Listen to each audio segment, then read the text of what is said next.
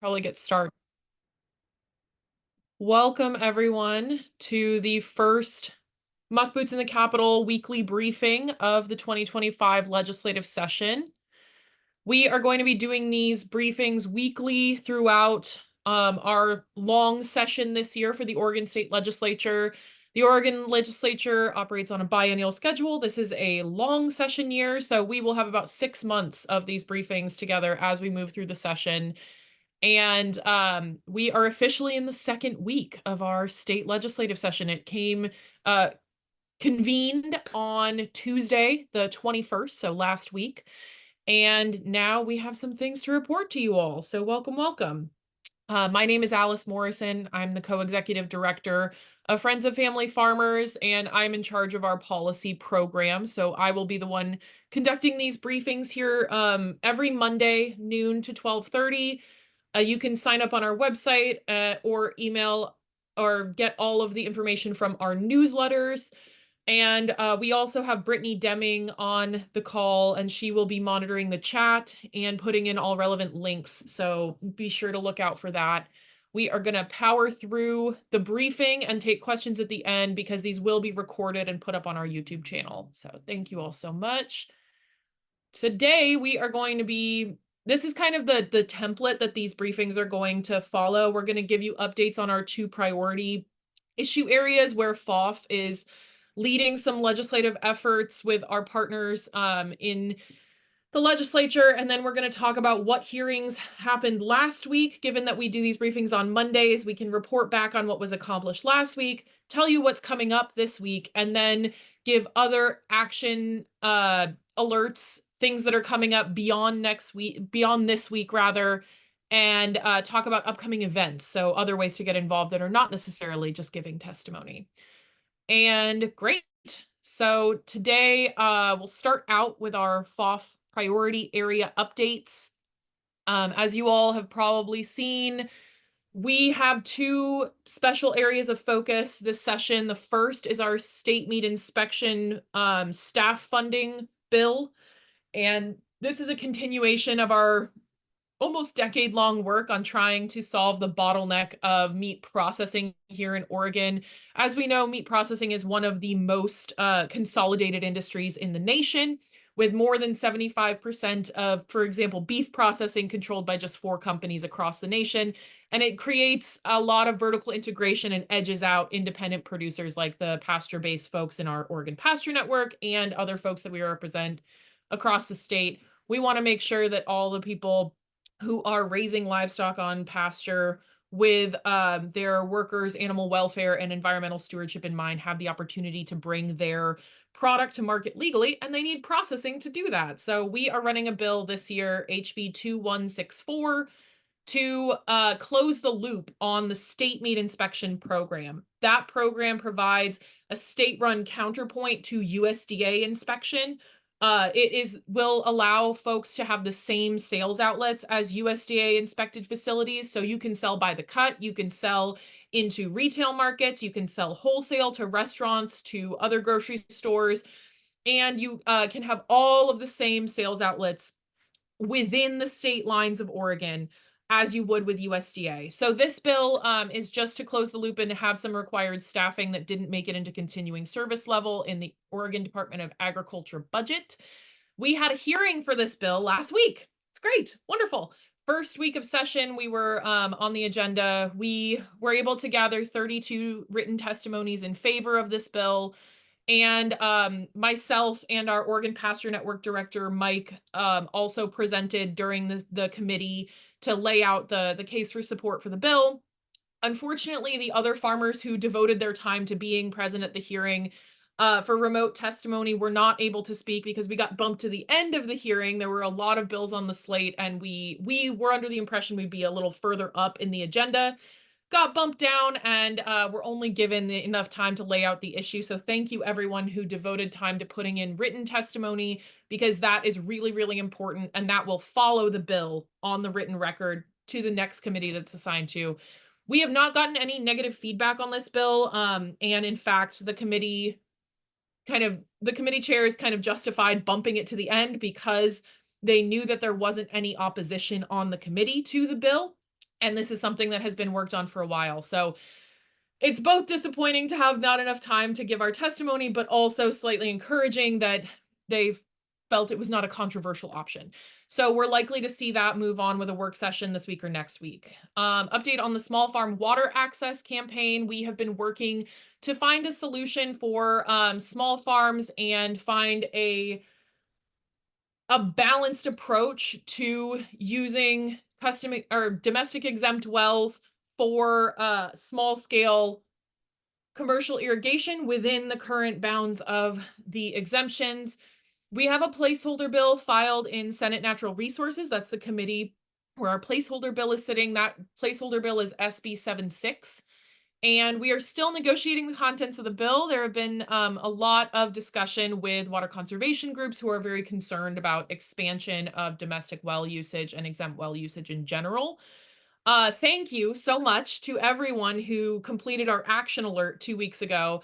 We had reached an impasse in the negotiations, but because of the swift response and overwhelming support for finding the right solution to this problem, we've been able to restart the conversation. And we actually will probably have another bill on this topic dropping in a House version as well.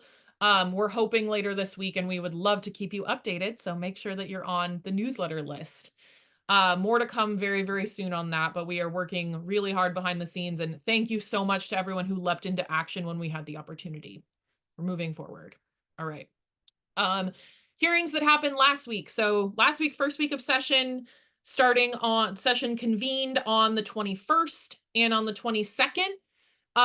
So the House Agriculture Committee and the Senate Natural Resources Committee are where most of the bills related to our policy priorities land.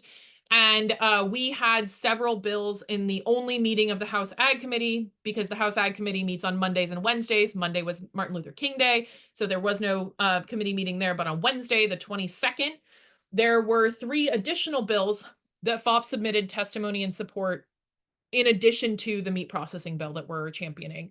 So we submitted support for HB 2167, which is a funding bill for additional funding for the OSU School of Veterinary Medicine and the Veterinary Diagnostic Lab.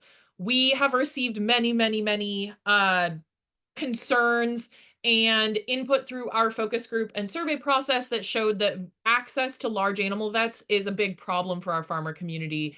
And it's not even that people don't have the money to pay for them, it's that there aren't enough of these professionals out in the communities, and there's not an incentive in vet training to go into agriculture because of the high cost of tuition due to lack of state expenditure. It's a systems-wide problem that we need to get more large animal veterinarians out there to serve our farmer population.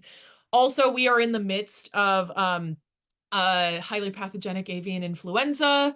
I think it's H1N5 now. I'm probably wrong about the number. We will figure out the exact number of this strain of zoonotic disease that is currently a problem for our producers. We're tracking the situation, and the Veterinary Diagnostic Lab at OSU are the ones who are doing all of the testing on that. And they really need to be able to maintain their levels of staffing and make sure that the public is aware of all the zoonotic disease threats that are out there so that we can protect ourselves, our workers, our farm co-workers in general, and the communities that we serve. We also submitted support for a testimony in support of HB 2168, which is another budget bill asking for additional funding for ODA's Water Well Abandonment Repair and Replacement Fund, DEQ's Low Interest Septic Replacement Loan Program, and funding for OSU's outreach and education on well and septic maintenance. So I know that a lot of the folks on this call and folks that we work with in general are in rural areas. Farmers tend to be, and you are either relying on a well for your irrigation, for your drinking water, and you probably have a septic system as well if you're not within the city limits and have access to, wastewater management in that way. When those things break down, it can be a crippling expense for a rural household. It can also have implications for the water quality for the neighbors around you, for surface water, and for irrigation water. And so we want to make sure that we're providing resources to our community in a way to help everyone both be able to repair their own infrastructure in their home should something fail, and also to ensure that we have good water quality for all rural communities and are able to tackle these problems. So we think it's very important to maintain these types of resources at the state to lessen the burden on individuals.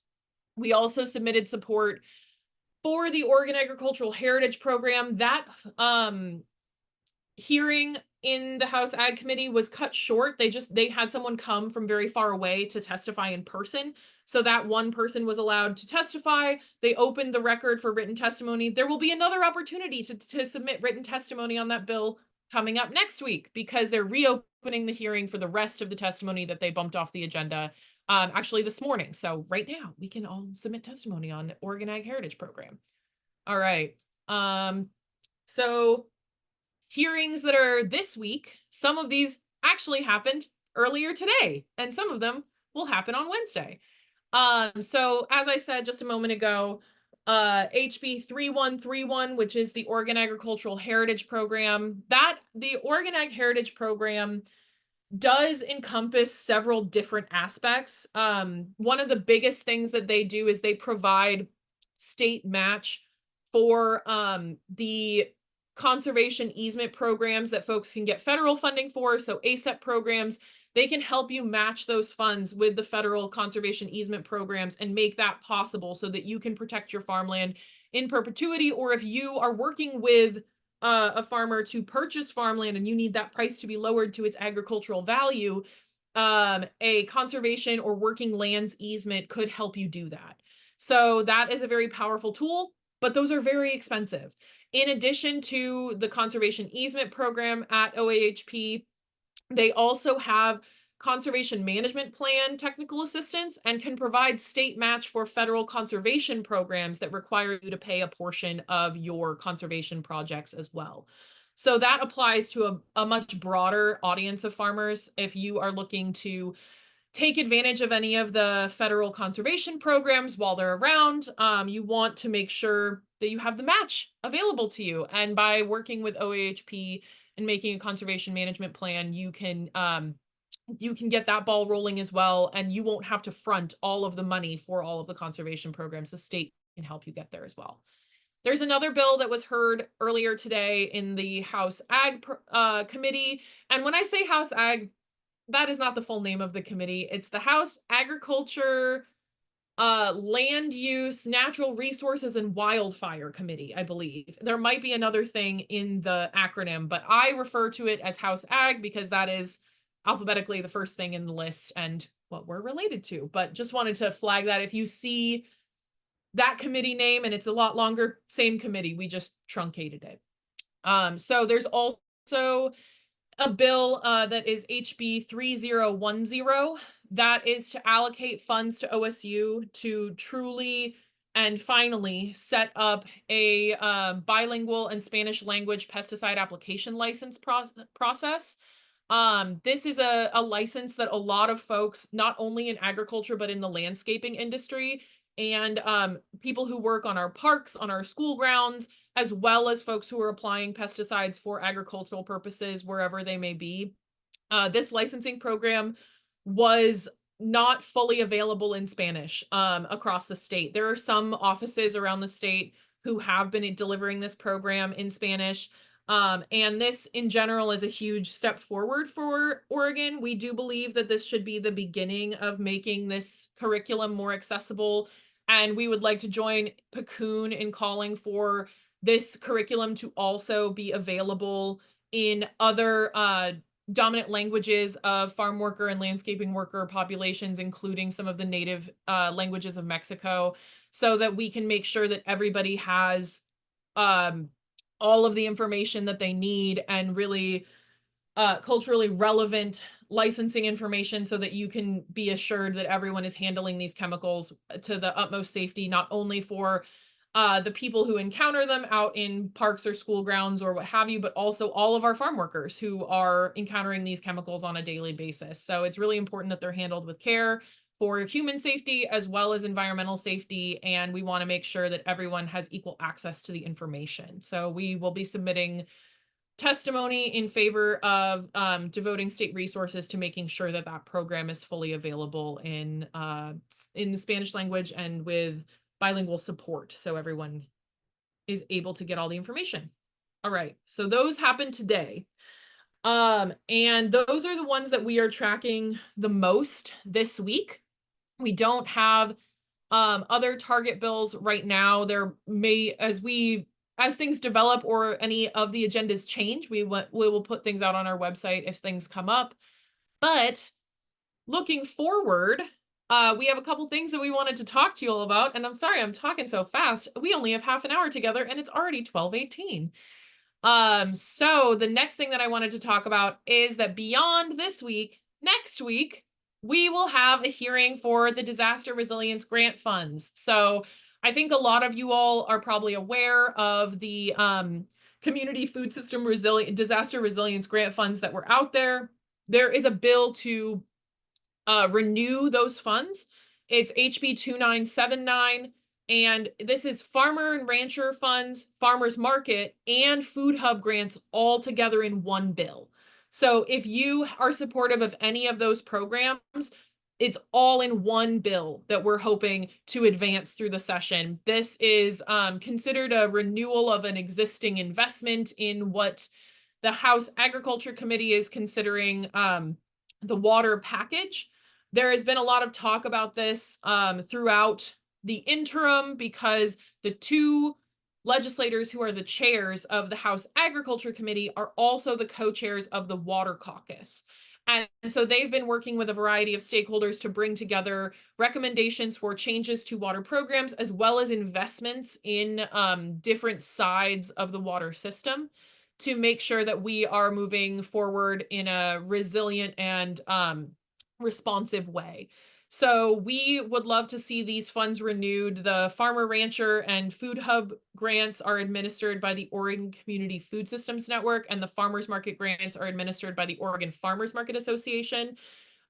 We currently have our hearing scheduled for February 5th, so next Wednesday. And we have been told that, again, it's going to be a very tight hearing where we are having an invited panel of program administrators and grant recipients that we're working with the committee staff, their admin staff, to secure like their lineup. And everyone, we've been tasked with developing a very robust written record for this hearing. So when a bill comes into the legislature, all the testimony that is given on it becomes part of its record, and that follows the bill as it moves through the legislative process. And we are tasked with, as advocates, myself, ORCAN, OCFSN, OFMA, and other folks in the Community Food Systems Network who are really interested in this bill, and Farmers Market Fund are all helping to gather people together to put as much support on the record as possible. We are in a relatively difficult funding landscape at this moment. So it's really important that we as a community stand up and say, hey, this is an important program that we think should continue, because if we don't communicate that urgency, the legislature could just as easily use that money for something else. So we have two ways to get involved right now. You can sign to our sign-on letter, which is it's just a Google form that would add you to the list. We will be calling for individual organizations to submit testimony. We'll have templates, everything, but we will also be sending in a letter with mass support on it. And right now, I think we have over 50 farm and food businesses signed up already, but we are looking for any farmers markets, food hubs, farms and ranches, food businesses, or partner organizations who are interested in signing on to support and having your name listed on a letter of support for this bill. That link will be in the chat and in the follow-up, don't worry. So you can sign that at any time. Also, please follow along with us because we will be sending out alerts when the record is open. Usually When a hearing agenda is announced, then you will have the opportunity to submit testimony. They're only required to give us 2 days notice. So most likely, if we're lucky, this hearing will be officially announced and put on the agenda, put on the record on the Oregon Legislative Information System on Friday of this week. That's what happened last week with the hearings for this week. But in the event that that doesn't happen, we will have to start on Monday gathering testimony. So keep an eye out, stay up to date, follow along with FOF, and you'll be sure to get an action alert if you follow us on social media or sign up for our email list. You will be alerted when that portal is open and you can submit testimony in favor. And you can submit that all the way up until 48 hours after the hearing begins. So we have until 8 a.m. on Friday the 7th to submit that written testimony. So yeah, that's the biggest thing coming next week. Really excited about that. And more to come, but sign on to the sign on letter today. That is totally open right now. We also have some upcoming events. So we are hosting a legislative kickoff party with our friends at Black Food Sovereignty Coalition, and we will be co-teaching a workshop on how to give effective testimony with Ira Coelho Paez from Picoon. And so we will all be there, and there will also be a speech given by Representative Anessa Hartman. This is on Friday in the Portland area. And Brittany's putting all of the information in the chat right now. We are also presenting at the Small Farms Conference. So on Saturday, February 15th, we will be part of a panel of community food systems at the legislature during the third session at the Small Farms Conference at OSU. So if you're planning to go to Corvallis for the Small Farms Conference, come talk to us at the FOF table or come listen to the panel. There will be myself, people from Oregon Agricultural Trust talking about the Heritage Program. There will also be folks from ORCAN talking about the Natural and Working Lands Fund. There will be folks talking about land use, folks talking about more water things. It's going to be a really exciting panel. And then the last thing that I really want to highlight, if there's one event that you look forward to all session, I hope that it is our Small Farms Mean Business Rally. And that is, we're returning to the Capitol. I know we tried to do something in Eugene in 2023. It was a great event, but it was not the same. And we are very excited to be coming back to Salem and invite you to join us all day on March 4th.